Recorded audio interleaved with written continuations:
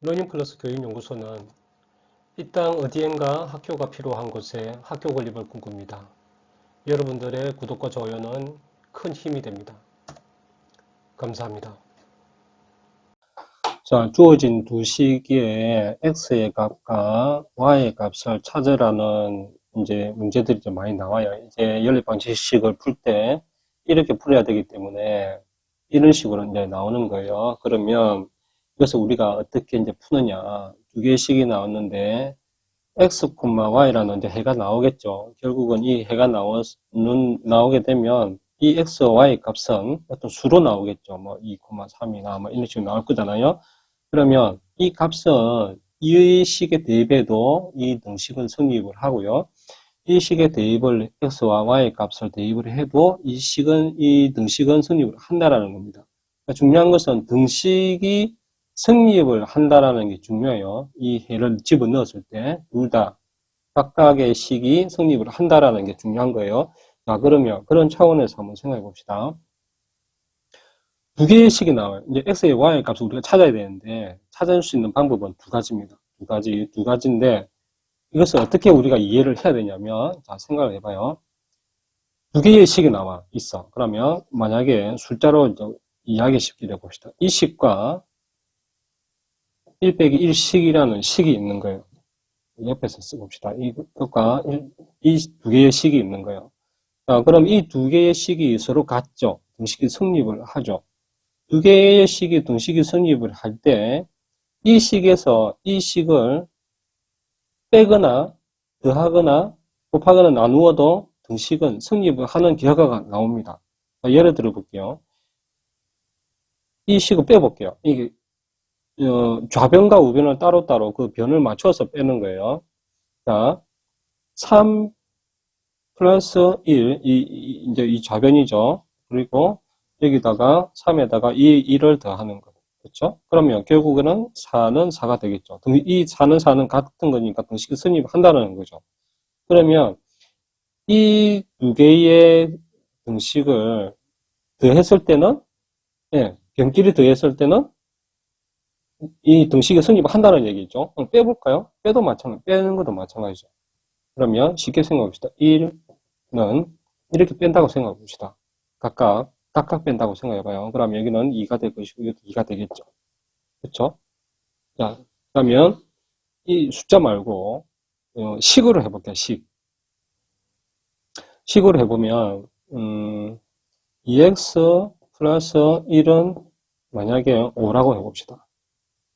자, 5라고 했을 때 이 식과 3은 3이라는 식이 있겠죠. 그러면 이 식을 서로 이제 빼도 된다고 그랬죠. 이게 빼볼게요. 그러면 여기서 3의 위치에다가 이 상수끼리 빼면 되는 거죠. 또 이쪽 우변은 5에서 3을 빼면 되니까 이렇게 빼보는 거고 이렇게 빼도 맞겠죠. 그러면 x의 상수는 없으니까 0이니까 그대로 2x가 되겠죠. 그럼 이것을 빼면 마이너스 2가 될 것이고 그럼 이것은 2가 될 거예요. 그러면 결국에는 이 마이너스가 넘어가면 플러스 2가 되겠죠. 플러스 2가 되니까 여기는 4가 될 거라는 거예요. 그러면 x의 값은 2가 되겠죠. x의 값을 여기다 넣어봅시다. x의 값이 2를 넣으면 5, 이 성립을 하죠. 그러니까 이런 것처럼 성립을 한다는 거예요. 그러니까 결국에는 이런 상황에서 옆으로 쓰면 이 얘기라는 얘기요. 2x 플러스 1에다가 그쵸? 이 좌변에다가 3을 빼는 것과 같죠. 그리고 5에다가 3을 빼는 것과 같죠. 3을 네. 이거하고 우리가 이걸 계산한 거잖아요. 그렇죠? 2x 뺐으니까 마이너스 2가 될 것이고 또 2가 될 것이고 이게 나왔었죠. 자, 이런 것처럼 마찬가지예요. 두 가지 식이 이렇게 나왔다. 그러면 이 식이 등식이 이제 되어 있기 때문에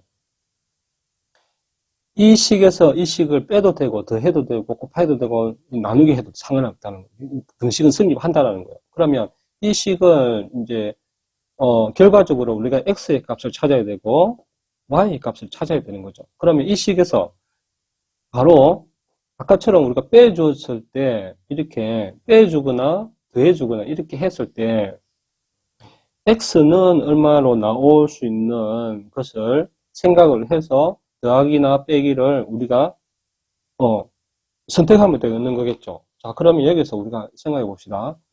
이 식에서 빼줘서 x는 y는 이라고 둘 중에 하나만 나오면 되니까. 그렇죠? 둘 중에 하나만 나오면 되니까 그럼 무엇을 어떻게 해주는 게 좋을까?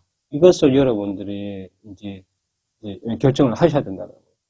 이거 y 상수가 없죠. 이것을 두 개를 빼주면 이제 0이 되는 거겠죠. 그렇죠? 그러면 y와 y가 있을 때 이것을 빼주는 거예요. 그러면 이 식 자체를 이렇게 빼주기를 하면 y는 이제 0이 될 것이고 그 다음에 2x와 x가 빼기를 하니까 그냥 x만 남겠죠. 그럼 여기도 마찬가지 7에서 5로 빼니까 2가 될 것이고 그럼 y는 이제 없어지니까 결국은 x는 2가 되어지는 거죠. 그쵸? 자, 그러면 이 x의 x는 2라는 것은 이 식에도 대입해도 이것은 성립을 하는 거고 이 식에 대입해서도 성립을 하는 거죠. 자, 그럼 x의 값이 나왔어. 그럼 식 하나를 봅시다. 이 식만 보면 식의 하나에 y의 미지수는 하나죠. 그러면 이 식은 구해줄 수 있는 거죠. 이것도 마찬가지. x의 값이 2이기 때문에 y도 우리가 쉽게 찾을 수가 있다는 겁니다.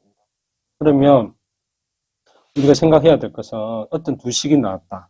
그렇죠? 두 식이 나왔을 때 일단은 여기서 x가 0이 되든, y가 0이 되든, x가 뭐 0이 되든, 되면 하나는 y는 있겠죠? 그렇죠? x는 얼마가 되든, y는 얼마가 되든, 이렇게 나오게 되면 이 x의 값을 우리가 쉽게 구할 수가 있는 거죠. 그러면 구해지면 x 값이 구해지면 대입을 해서 y 값을 찾을 수 있고 y 값이 나오면 대입을 해서 x의 값을 찾을 수 있다라는 거죠. 자, 이것이 원리거든요. 그렇죠? 이것이 바로 우리가 가감법이라고 얘기를 해요. 두 가지의 연립 방식을 푸는 방법이 있는데 그 중에 한 가지가 바로 가감법입니다. 자, 2x 플러스 y라는 것이 만약에 이제 이게 7이라고 해봅시다. 7일 때 x의 값이 만약에 y 플러스 2라고 해볼게요. 그러면 이 x의 값이 이거라고 했으니까 x를 여기다 대입하면 되겠죠. 그렇죠? y 플러스 2를 대입을 해볼게요. 그러면 2에다가 y 플러스 2가 되겠죠. x에다가 그걸 했으니까 그 다음에 플러스 y는 10이라고 합니다. 그러면 여기서 봅시다. 이 식은 x와 y가 두 개가 있죠. 그렇죠? 두 개가 있어서 두 개가 있는 하나의 식이기 때문에 이것은 x와 y의 값을 우리가 알 수가 없지만 x의 값이 y 플러스 2라는 것을 대입을 했을 때는 y로 하나씩 남죠. 한 식에 이제 y라는 미지수 하나가 있잖아요. 그러면 y 값을 우리가 구할 수가 있다고 그랬죠. 이런 원리예요. 대입법은. 그러면 방금 했던 것처럼 이것도 마찬가지라는 거예요. 이 두 가지의 식이 나왔어요. 그러면 이 x와 y 이것과 이것 중에 쉬운 것을 x는 이라는 어떤 식으로 바꿔주거나 y는 얼마라는 식으로 바꿔줘서 이 식을 여기다 대입을 하면 되잖아요. 아까처럼. 그렇게 되면 이 식에는 하나의 미지수가 존재하겠죠. x의 값이 y 이것을 이렇게 되니까 뭐 예를 들어 보자면 이거 같은 경우는 그렇죠. x는 5 마이너스 y가 되겠죠. 그리고 y는 5 마이너스 x가 되겠죠. 자, 그러면 이 식에다가 x의 값인 이것을 x에다가 대입을 하거나 y의 값에 이것을 대입을 하게 되면 미지수가 x가 생기든지 x가 만들어지든지 y가 만들어지든지 해서 하나의 식에 하나의 미지수가 만들어진다라는 거예요. 그렇죠. 그렇게 하기 때문에 이 식에서의 x의 값과 y의 값을 각각 구할 수가 있다라는 겁니다. 그러니까 이거 같은 경우는 이렇게 만약에 x는 5 마이너스 y라고 해볼게요. 그러면 여기다가 대입을 하는 거예요. 5 마이너스 y라고 그랬죠. 다음에 플러스 y는 7이라고 합니다. 그러면 이거 같은 경우는 10 마이너스 2y 플러스 y는 7. 그러면 이것은 마이너스 y가 될 것이고 이것을 넘어가게 되면 마이너스 3이 되겠죠. 그러면 결과적으로 이거는 이제 사라지게 되면 y는 3이 되는 거죠. 그렇죠? 그럼 y 값이 3인 거예요. y 값이 3이고 y 값이 3일 때 그럼 이 두 식에서 어떤 게 더 간단할까? x 값을 구하려면 이게 더 쉽겠죠. 그러면 y가 여기가 3이에요. 그럼 x는 2가 되겠죠. x는 2가 된다. 이렇게 하는 것이 대입법입니다. 대입법.